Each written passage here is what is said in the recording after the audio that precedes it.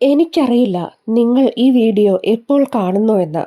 പക്ഷേ ഒന്നെനിക്കറിയാം, ഈ വീഡിയോയ്ക്കുള്ള സ്ക്രിപ്റ്റ് തയ്യാറാക്കുമ്പോൾ ഈ വർഷം അവസാനിക്കാൻ വെറും 2 മാസങ്ങൾ മാത്രമാണ് ബാക്കി. 2026 നിങ്ങളിലേക്ക് കടന്നു വരാനായി കാത്തു നിൽക്കുന്നു. നിങ്ങൾ എത്ര പേർ ഈ വർഷത്തെ ശരിയായി ഉപയോഗിച്ചിട്ടുണ്ട്? എത്ര പേർ അവരുടെ സ്വപ്നങ്ങളെ നേടിയെടുത്തിട്ടുണ്ട്? എനിക്ക് ഉറപ്പുണ്ട്, വളരെ കുറച്ചു പേർ മാത്രമേ ഉണ്ടാകൂ. നിങ്ങൾക്ക് എന്തു പറ്റി? പാതി വഴിയിൽ എന്തേ നിങ്ങൾ വീണുപോയി? ഇനിയും നിങ്ങളുടെ മുന്നിൽ സമയമുണ്ട്. ജീവിതത്തിൽ എന്തെങ്കിലും ആവണമെന്ന് ആഗ്രഹിക്കുന്നുവെങ്കിൽ ഇനിയും സമയം വൈകിയിട്ടില്ല. ഇനിയുള്ള 2 മാസം തന്നെ ധാരാളമാണ്.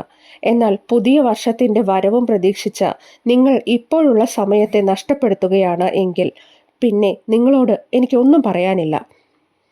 നിങ്ങളുടെ ജീവിതത്തിൽ എന്താണ് നേടിയെടുക്കേണ്ടത് എന്നതിനെക്കുറിച്ചുള്ള വ്യക്തമായ ധാരണ നിങ്ങൾക്കുണ്ടായിരിക്കണം. അല്ലെങ്കിൽ ജീവിതം തീരുമാനിക്കും നിങ്ങളെ എന്ത് ചെയ്യണമെന്ന്. മറ്റുള്ളവർ പറയുന്ന വഴികളിലൂടെ ഒരിക്കലും സഞ്ചരിക്കാൻ ശ്രമിക്കരുത്.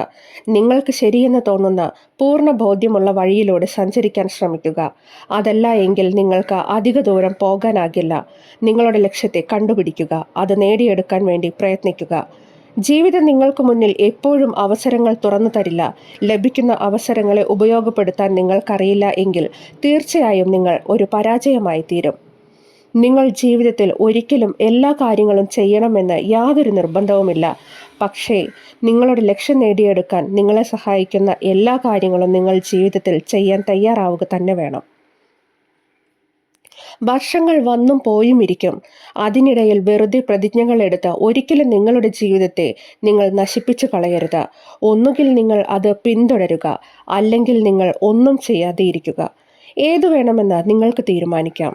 നിങ്ങളുടെ ജീവിതത്തിൽ ഒരു ലക്ഷ്യമുണ്ടെങ്കിൽ അതിനുവേണ്ടി പ്രയത്നിക്കാൻ ഒരിക്കലും പുതുവർഷത്തിൻ്റെ വരവിനായി കാത്തു നിൽക്കരുത്.